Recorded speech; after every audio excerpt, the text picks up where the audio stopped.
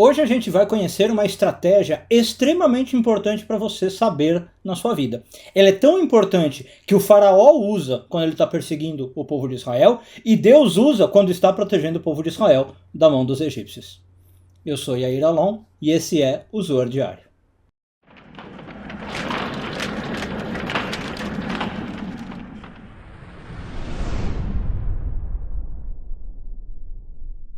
Essa semana continuamos a ler a porção de Bechalach, hoje focando nos parágrafos de 63 a 65 do Zoar, quinto ano de leitura.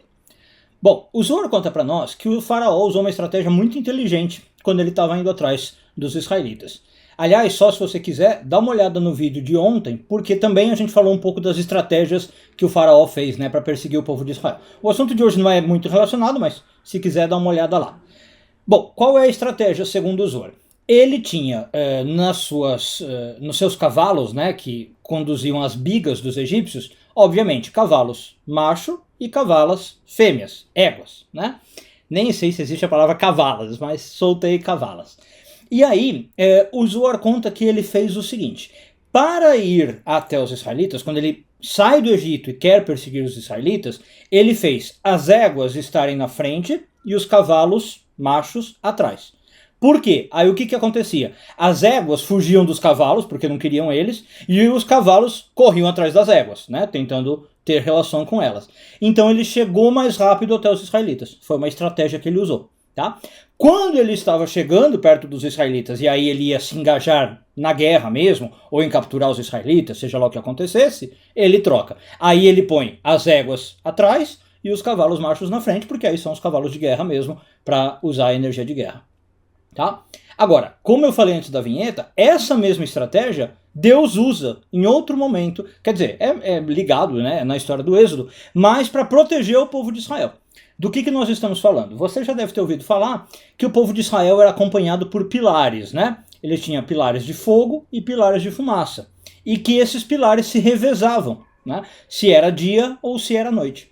E tem uma passagem que o Zoar cita em especial, que é o Êxodo 14, 19, se você quiser dar uma olhada aí na sua Bíblia, em que conta especificamente que houve uma inversão. O povo de Israel estava sendo acompanhado ou escortado pelo anjo de Deus, e alguns comentaristas dizem que é a própria Shekhinah, é um jeito de falar do anjo de Deus, e atrás deles estava a coluna de fumaça, porque era dia. A coluna de fogo aparecia quando era noite. Então, estava o anjo de Deus e a coluna de fumaça. Desculpe, estava ao contrário. Estava a coluna de fumaça na frente e Deus atrás. Quando os egípcios estão chegando, isso troca. A coluna de fumaça vai para trás, e aí os comentaristas explicam que, inclusive, para os egípcios não verem o povo de Israel, ficar esfumaçado, e Deus ficou na frente, o anjo de Deus ficou na frente. E o Zoar vem dizer para nós que, se você parar para pensar, também está havendo uma troca entre masculino e feminino. Como assim? A Shekhinah, o anjo de Deus, a gente sabe que é feminino, um conhecimento básico aí da Kabbalah. E a coluna de fumaça seria masculina. Então, veja que é a mesma estratégia. Uma hora está o feminino na frente, o masculino atrás, e quando precisa, troca. Agora, tirando esses dois exemplos, vamos tentar generalizar e trazer o conceito para a nossa vida. Do que o Zoar está falando quando ele está ensinando tudo isso? A gente fala muito na Kabbalah de equilibrar polaridades, de equilibrar a relação masculino e feminino dentro de nós, não tem nada a ver lá fora, mas esse equilibrar, ou parte desse equilibrar, é saber trocar essas polaridades à medida que necessário. Tem gente que vai falar que nem é equilibrar, é uma outra habilidade. Seja lá como for, é eu saber manipular quando eu deixo o masculino aparecer, quando eu deixo o feminino aparecer. E eu saber jogar com essas duas polaridades que eu tenho em mim.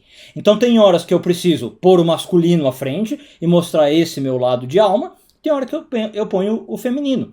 E essa é uma estratégia de sabedoria espiritual. Então aqui no caso, a gente está inclusive vendo no contexto de uma guerra, de um conflito, de um combate, mas é óbvio que o Zoar vai falar que isso pode ir para qualquer coisa, não precisa só num combate. Em qualquer circunstância da vida, para o aprendizado, para a relação com os outros, aí sim, para uma boa relação familiar, você tem que saber usar essas duas polaridades de alma e saber trocá-las à medida do necessário. Um bom dia a todos e tudo de bom.